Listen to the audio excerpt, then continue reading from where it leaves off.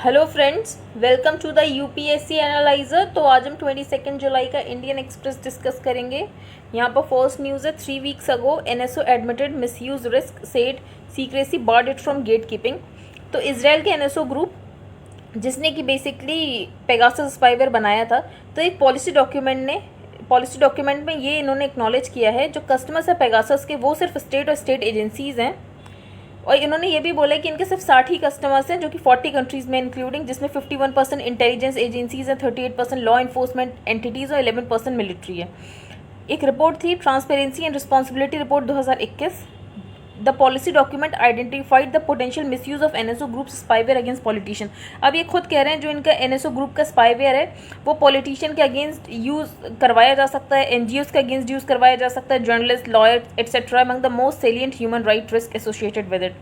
तो एक human right risk associated है क्योंकि ये तो बेच रहे हैं स्टेट और स्टेट एजेंसीज को किसी भी नेशनल सिक्योरिटी के खतरे के लिए कि वो किसी टेररिस्ट का फ़ोन इंटरसेप्ट कर सके, लेकिन ये यूज़ किया भी जा सकता है अगेंस्ट द पॉलिटिकल ओपोनेंट्स। तो यहाँ पे ह्यूमन राइट रिस्क इन्वॉल्व है।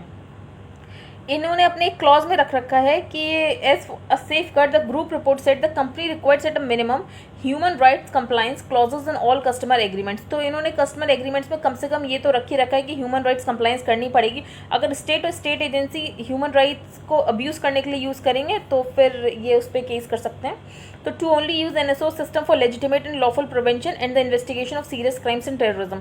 तो इनका ये कहना है इन्होंने अपना पेगासस स्पाईवेयर इसलिए बनाया है ताकि लॉफुल प्रिवेंशन हो सके सीरियस क्राइम्स का और टेररिज्म का। हम आगे चलते हैं। यहाँ पर सेकेंड न्यूज़ है आफ्टर 3 month हो and uptick in militancy in Kashmir June July see 16 encounters. तो पहले तो ट्रैंक्विलिटी थी इंडिया पाकिस्तान बॉर्डर में, फिर सीज फायर को भी बोला गया था इंडिया पाकिस्तान के द्वारा कि हम रिस्पेक्ट करेंगे, लेकिन उसके बाद अब देखा जा रहा है मिलिटेंसी बढ़ गई है कश्मीर में। तो ऐसा क्यों हुआ है? तो after semblance of tranquillity along India Pakistan border in Jammu and Kashmir militancy related violence has witnessed a spike in the violence. इसके अलावा फॉरेन टेररिस्ट भी बढ़ गए हैं। अब फॉरेन टेररिस्ट क्या जो बेसिकली पाकिस्तान से आते हैं। तो notably the data obtain from government sources shows foreign terrorist were not involved in any encounter with security forces until April. तो अप्रैल तक फॉरेन टेररिस्ट नहीं थे। Between April and June 4 foreign terrorist were killed और अप्रैल और जून के बीच में 4 फॉरेन टेररिस्ट मारे गए और जुलाई के बाद another 4 foreign terrorist were killed. तो अब लगभग 8 तक किल हो चुके हैं। तो India and Pakistan had decided to honour the ceasefire. तो जैसे इंडिया और पाकिस्तान ने डिसाइड किया था कि वो सीज फायर को ऑनर करेंगे, इसीलिए एक रिलेशंस में थॉ देखने को मिला था। दोनों कंट्रीज़ में इन्फिल्ट्रेशन कम हो गया था इंडिया में, साथ ही टेररिस्ट एक्टिविटीज़ में कश्मीर में कम हो गई थी, लेकिन अचानक से बढ़ क्यों गई हैं? तो इसका रीज़न ये हो सकता है earlier Pakistan hence were forced in part due to the pressure from the Financial Action Task Force. तो जो FATF है उसकी वजह से पाकिस्तान के हाथ बंधे हुए थे क्योंकि वो FATF की ग्रे लिस्ट में था, उसे ग्रे लिस्ट से बाहर आना था। अगर वो ग्रे लिस्ट से बाहर नहीं आएगा तो वो इंटरनेशनल लोन्स नहीं ले सकता, उसे इंटरनेशनल सपोर्ट नहीं मिलेगा। तो उसकी वजह से पाकिस्तान ने सीज फायर भी की, ये सारी चीज़ें भी की। लेकिन अब अफगानिस्तान में सिचुएशन बहुत ख़राब हो रही है और अफगानिस्तान में कुछ भी डायलॉग हो उसके लिए पाकिस्तान की इंपॉर्टेंस है। जैसे कि यूएसए ने एक क्वाड ग्रुप बनाया है अफगानिस्तान में रीजनल कनेक्टिविटी इंप्रूव करने के लिए, तो उसमें पाकिस्तान को भी रखा गया है। तो however with developments in Afghanistan where Taliban is set to take control of the country Pakistan is being seen as a necessary ally. तो पाकिस्तान को ये पता चल गया कि उसकी बहुत पाकिस्तान की ज़रूरत सबको है, भले ही वो वेस्टर्न पावर्स हो रीजनल पावर्स हो। इसीलिए शायद उन्होंने वापस से ये टेररिज्म एक्सपोर्ट करना शुरू कर दिया इंडिया में। और हम आगे चलते हैं। Why no O2 deaths on record daily blame centre experts point to absence of records gaps and protocol. तो अभी ये बताया गया है पार्लियामेंट के द्वारा कि O2 ऑक्सीजन की शॉर्टेज की वजह से कोई डेथ नहीं हुई है कोविड में। अभी ऐसा क्यों है? सबसे पहले तो दिक्कत ये ऑक्सीजन शॉर्टेज डेथ की कोई डेफिनेशन नहीं है। तो but lack of a definition of an oxygen shortage death, no classification of Covid casualties as such as per establish protocol. किसी भी डेथ को नहीं बोला गया कि ऑक्सीजन की कमी की वजह से हुई है। राज्यसभा में बताया गया detailed guidelines for reporting of deaths have been issued by the Union Health Ministry to all states. Accordingly all states duly reports cases and deaths to the Union Health Ministry. तो अब स्टेट्स रिपोर्ट करते हैं deaths union को। अब states ने ऐसी कोई death report ही नहीं की कि जो O2 की कमी की वजह से हुई हो। तो however no that due to lack of oxygen has been specifically reported by the states and UTs. लेकिन कर्नाटका हाई कोर्ट ने एक टीम अपॉइंट की थी जिसमें उन्हें पता चला कि 24 कोविड-19 patients died at the Chamarajanagar institute of medical sciences which is also the district hospital, और वहाँ पे शॉर्टेज ऑफ ऑक्सीजन की वजह से डेथ हुई है। और स्टेट ने बोला भी है कि वो लगभग 5 लाख रुपए देंगे सबको जिनकी ऐसी डेथ हुई है। लेकिन अगर सेंट्रल के रिकॉर्ड में देखो तो यहाँ पे ऑक्सीजन की वजह से कोई डेथ नहीं मानी जा रही है। आगे चलते हैं। यहाँ पे कोई इंपॉर्टेंट न्यूज़ नहीं है। फार्मर्स को प्रोटेस्ट करने के लिए जंतर मंतर में अलाउ कर दिया गया। तो the Delhi Disaster Management Authority has granted permission to farmers who have been protesting against the centre's farm law at the Singhu, Tikri and Ghazipur border. तो अब वो जंतर मंतर में प्रोटेस्ट कर सकते हैं। आगे चलते हैं। अभी जो प्राइवेट कैंडिडेट्स हैं जिन्होंने सीबीएसई में वापस से अप्लाई किया था एग्जाम देने के लिए, इससे पहले भी वो एग्जाम दे चुके हैं, बेसिकली फेल हो गए हों या अपनी परफॉर्मेंस को इम्प्रूव करना चाहते हों, तो सीबीएसई ने बोला उनको एग्जाम्स देने ही पड़ेंगे।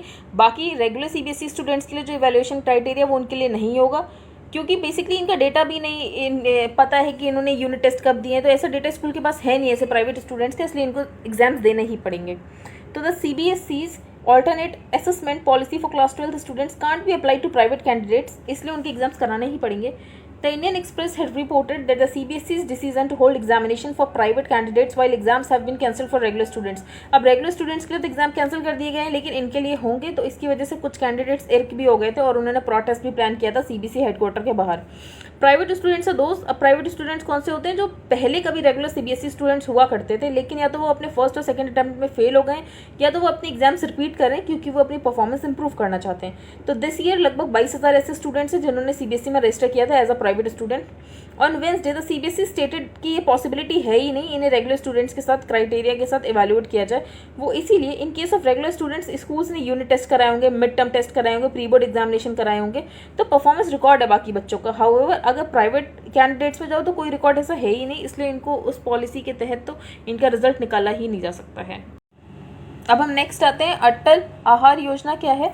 तो अटल आहार योजना एक स्कीम है जो कि फूड प्रोवाइड कर रहे थे पुअर पीपल को at subsidised rates which earlier had to be stopped after vendors complaint of few takers. तो थोड़ी कंप्लेन आ गई थी तो इसको रोक दिया गया था, लेकिन अब वापस से इसको शुरू किया जा रहा है अटल आहार योजना। इस स्कीम में ब्रेकफास्ट और लंच ऑफर किया जाता है। ब्रेकफास्ट 10 रुपये में और लंच 15 रुपये में, मतलब सब्सिडाइज रेट में दिया जाता है। To make things lucrative, vendors will be allowed to sell confectionery और other items once meal time is over। meal time के बाद जो वहाँ पर vendors है वो confectionery items भी बेच सकते हैं। They can even run the business after lunch hours and can then charge as per market prices। तो ठीक है, ये अटल आहार योजना आपको थोड़ी पता होनी चाहिए, बंद हो गई थी वापस शुरू हो गई। आगे चलते हैं।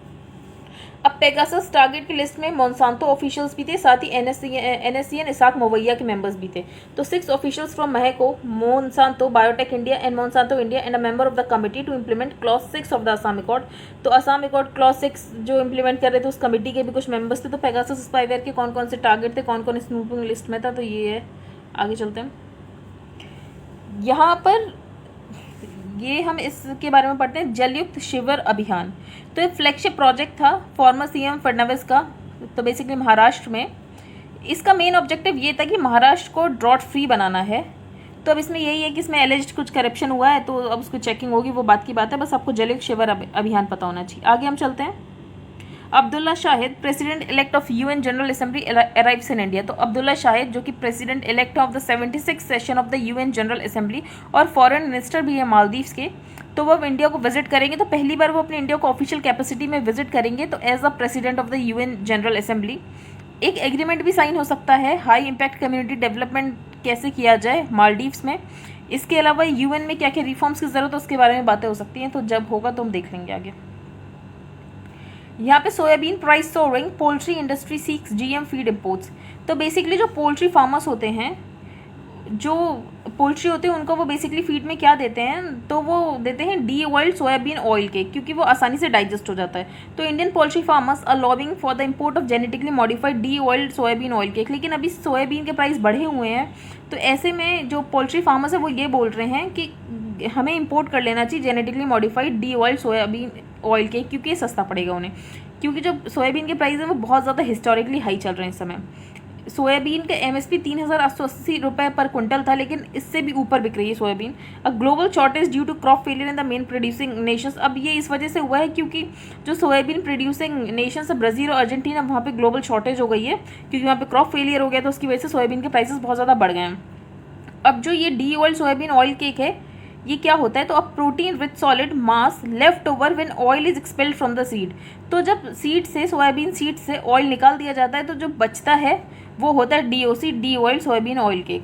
फिर इसमें कुछ मेज़ मिला दी जाती है और मिनरल्स वाइटामिन्स मिला दिए जाते हैं, इसे एनिमल फीड की तरह यूज़ किया जाता है। तो बस अब इसके प्राइस बढ़ गए हैं, इसलिए फार्मर्स का ये कहना है कि हमें इंपोर्ट कर लेना चाहिए genetically modified deoiled soybean oil के। आगे, non native spouses of JNK women can now get domicile certificate. The Jammu and Kashmir administration has added a clause to the JNK grant of domicile. अब इसमें ये है, जो नेटिव वुमेन होगी उसका, अगर नेटिव वुमेन ने आउटसाइड भी मैरी किया है यूनियन टेरिटरी से, तो उसका जो स्पाउस होगा वो अप्लाई कर सकता है डोमिसाइल सर्टिफिकेट के लिए the union territory. As per the new clause, the concern tehsildar has been authorise to issue domicile certificate to the spouse of a women, अगर वो दिखा दे कि यहाँ उसकी शादी हो रखी है। अब हम एक्सप्लेन सेक्शन डिस्कस करेंगे द पॉलिटिक्स ऑफ स्नूपिंग। ये जैसे ये पेगासस स्पाईवेयर स्नूपिंग कर रहे हैं, तो ऐसी बात नहीं है कि पहली बार ऐसे सर्विलेंस हो रहा है, इससे पहले भी सर्विलेंस हुए हैं, लेकिन यहाँ पर जो सर्विलेंस की टेक्नोलॉजी है उसमें बहुत ज़्यादा ड्रास्टिक चेंज देखा गया है। तो the Pegasus storm is only the latest, though perhaps the most widespread and sophisticated among many snooping scandals in Indian politics. तो इससे पहले इंडियन पॉलिटिक्स में इससे पहले भी स्नूपिंग हुई है। In past scandals governments have fallen, chief ministers have resigned, CBI inquiries have been ordered, and the Supreme Court has been moved.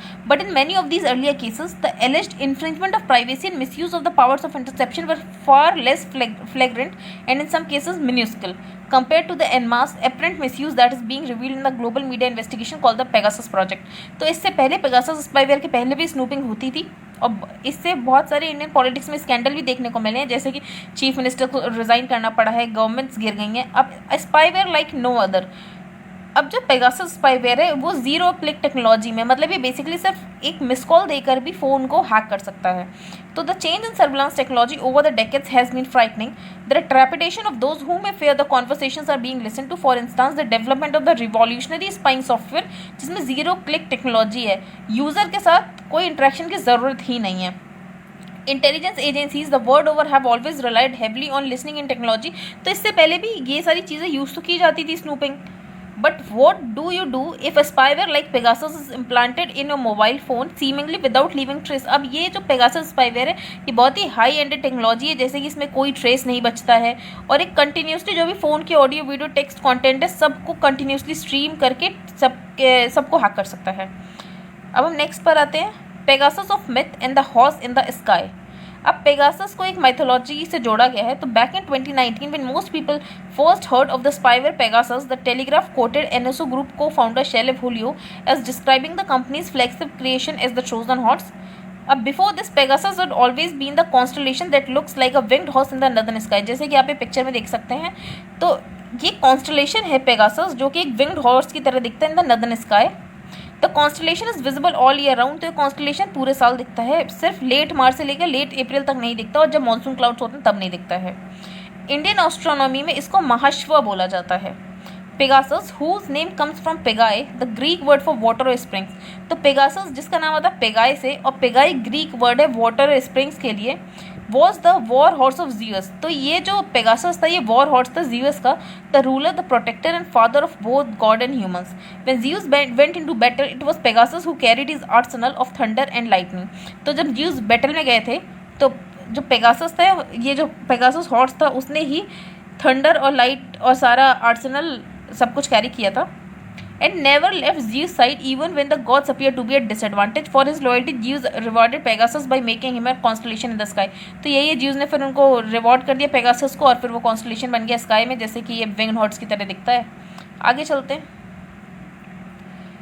ये फर्स्ट एडिटोरियल जो है how have high we can bounce, कि हम recovery में कितना ज़्यादा bounce कर सकते हैं। तो पहले तो ऑथर ने बोला सीरो प्रेवलेंस हमें ये पता चला है nearly 80% of the most vulnerable जो पॉपुलेशन है वहाँ पे एंटीबॉडीज़ जनरेट हो गई हैं।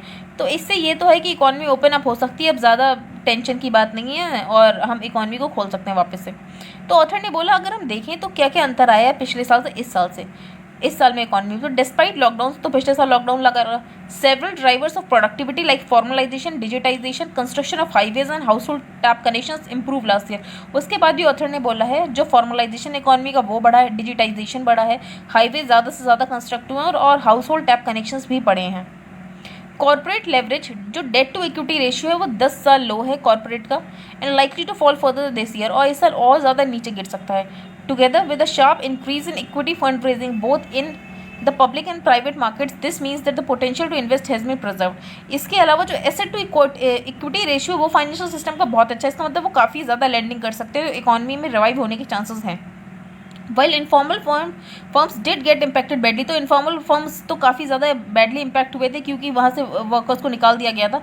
We know that they are concentrated in sectors, जैसे कि लेकिन ये जो फर्म्स हैं इनफॉर्मल फर्म्स वो ज़्यादातर लेबर इंटेंसिव सेक्टर्स में, जैसे कि transportation, education, personal services, apparel, restaurants. The segments have seen heavy job losses, तो यहाँ पे बहुत ज़्यादा जॉब लॉसेस देखने को मिले. लेकिन जब रेस्ट्रिक्शंस लिफ्ट होगी तो ये सेक्टर अपने आप ही रीबाउंड हो जाएगा. तीसरी बात, in education private schools catering to the middle and low income households have been the most impacted together with people employed in education related transportation.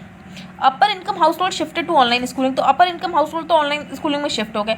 And while education quality suffered, economic activity and jobs were mostly preserved at the other extreme. For nearly half the students attending government schools to the teachers mostly got paid.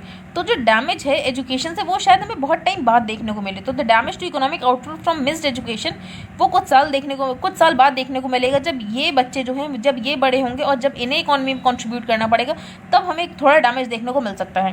Can there be problem of demand, तो कि demand की problem हो सकती है. Given that the pandemic has left many lower income households with higher debt or fewer assets. अब pandemic की वजह से जो नीचे हाउस होल्ड्स वाले लोग हैं, लोअर हाउस होल्ड्स वाले लोग हैं, उनमें बहुत ज़्यादा डेट आ गया या तो, और उनके पास बहुत कम एसेट्स बचे हैं, तो उनके कंजम्पशन पैटर्न जो है वो कंस्ट्रेंट हो गया है. However, not only is much of the demand non-discretionary in aggregate the bottom half of households. अब जो बॉटम हाफ है हाउस होल्ड्स के, अगर टॉप के साथ कंपेयर करो तो वो सिर्फ उनका 10% ही कंज्यूम करते हैं. The latter have been left with elevated financial savings. लेकिन जो टॉप 10% है ये तो हमें रिपोर्ट से पता चला था कि इनकी फाइनेंशियल सेविंग्स बढ़ गई हैं.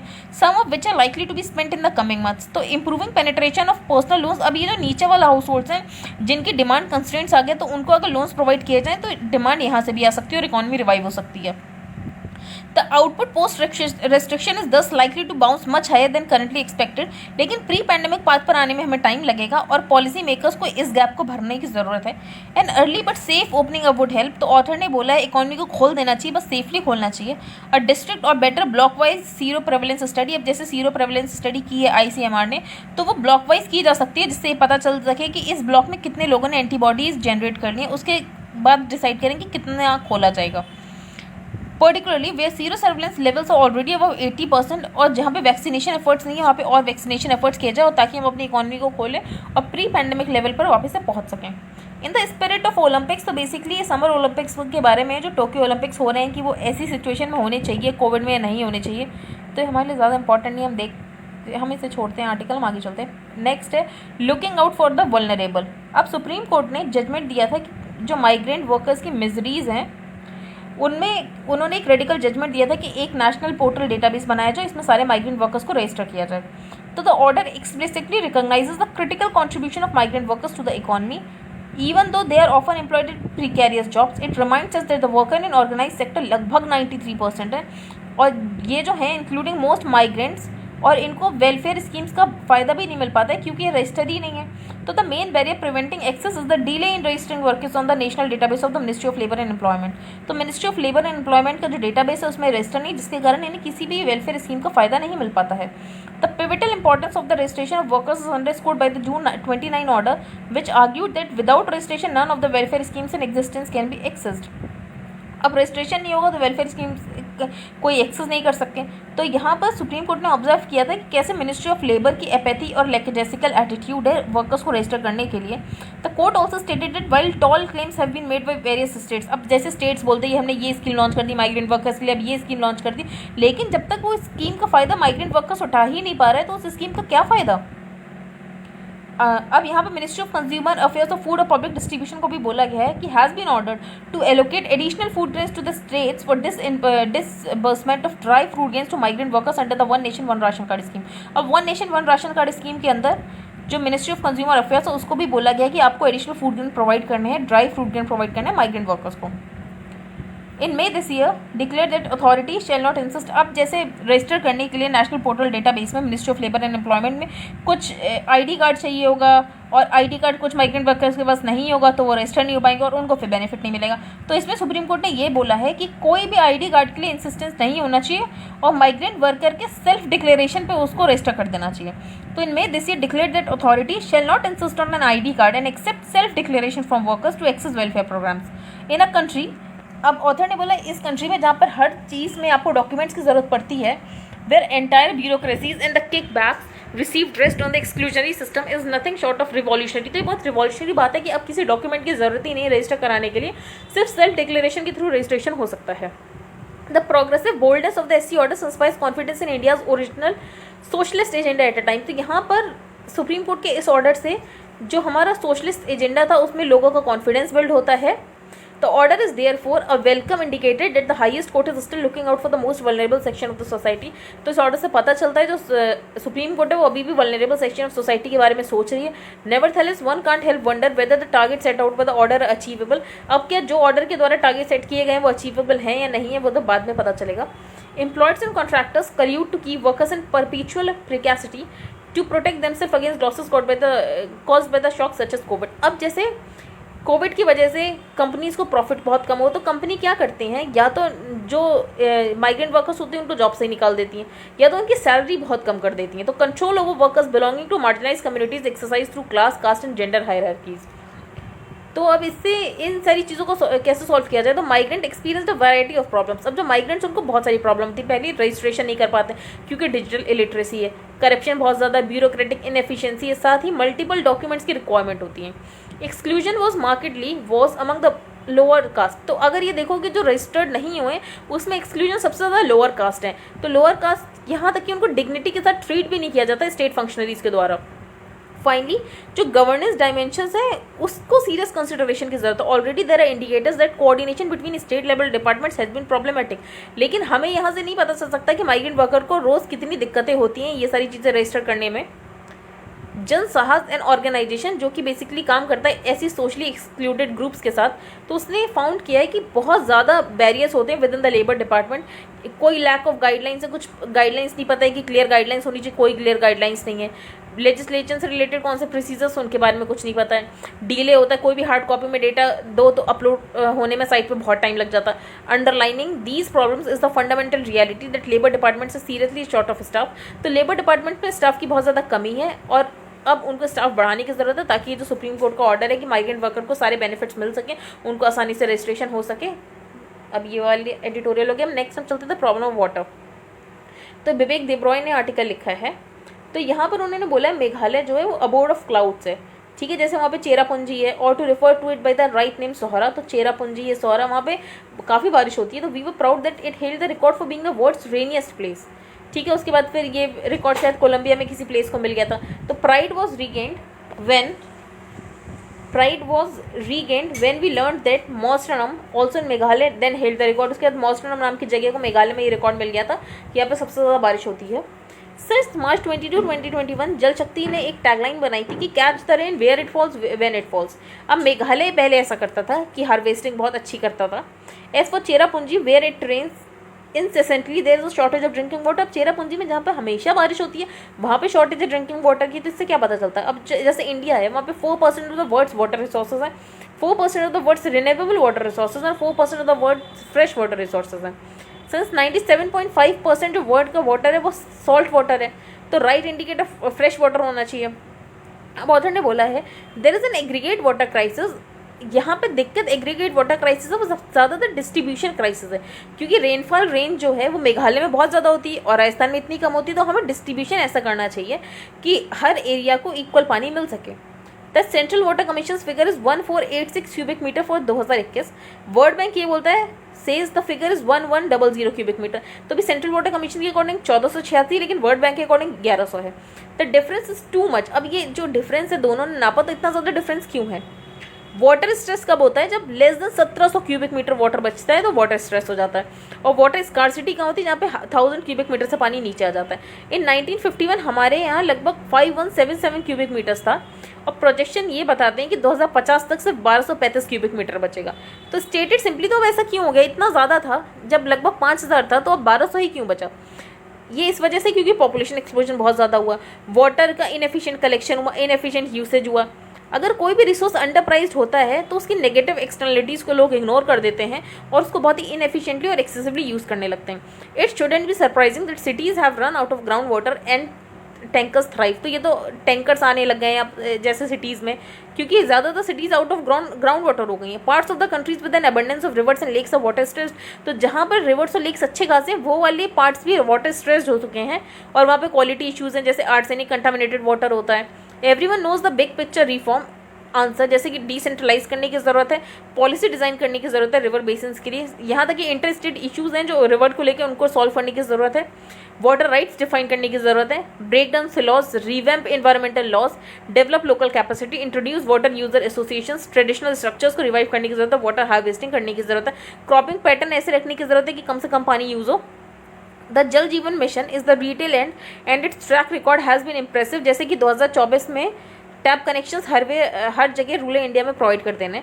तो the big picture template is that of national water mission. तो ये सारी चीज़ आप नोट कर सकते हैं, कैसे decentralise align policy design to river basin, कि कैसे वाटर स्ट्रेस की प्रॉब्लम को सॉल्व कर सकते हैं। अब यूएस की लाइफ एक्सपेक्टेंसी 2020 में बिगेस्ट ड्रॉप देखा गया वर्ल्ड वॉर सेकेंड के बाद। तो ये कोविड की वजह से है कि इनकी लाइफ एक्सपेक्टेंसी इतनी कम हो गई है। तो an American child born today if they hypothetically live their entire life under the conditions of 2020, तो एक्सपेक्टेड होता है कि वो 78.8 जीता, लेकिन अब तो 77.3। तो यहाँ पर हम देख रहे हैं थोड़ी लाइफ एक्सपेक्टेंसी इनकी कम हो गई है। आगे चलते हैं। Medicine at rural doorstep, CSC set to partner PharmEasy. The tie-up with Farm Easy is part of CSC's plan to diversify its presence in multiple areas and help village level enterprises। तो जो common service centres है ministry of electronics and information technology के, तो उन्होंने basically farm easy के साथ partner किया है कि जो रूरल एरियाज है वहाँ पे मेडिसिन प्रोवाइड हो सकें। It has over the last year tied up with several leading Indian and global companies in the auto, fast-moving consumer goods and other spaces।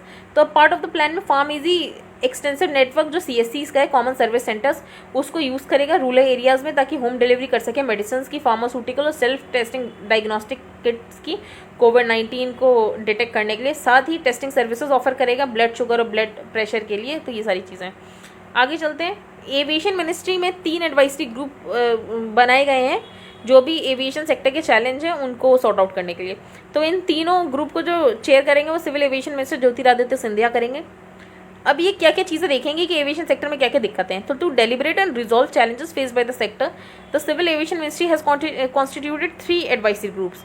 तो इसमें जो फर्स्ट एडवाइजरी ग्रुप है वो देखेगा, the advisory group of airlines will advise the government on ways to enhance the domestic and international connectivity, की domestic और international connectivity को कैसे बढ़ाया जाए, पैसेंजर फैसिलिटीज़ कैसे अच्छी की जाए, वायबिलिटी ऑफ एयरलाइंस को कैसे सेफगार्ड किया जाए, और साथ ही और चीज़ें देखेगा। अब जो दूसरा पैनल है वो देखेगा इनहेंसिंग एयरपोर्ट कैपेसिटी कैसे बढ़ाई जाए, गवर्नमेंट को बताएगा कि इंफ्रास्ट्रक्चर ऑगमेंटेशन कैसे किया जाए under the national infrastructure pipeline. और जो तीसरा ग्रुप है वो ये देखेगा कि कैसे पार्टिसिपेशन बढ़ाना इंडियन कैरियर्स के अंदर कार्गो ट्रांसपोर्टेशन और एम्प्लॉयमेंट ग्रोथ कैसे करनी एविएशन सेक्टर में। आई होप आपको आज का न्यूज़पेपर समझ आया होगा। If you like the video then please like share and subscribe. Thank you and have a nice day.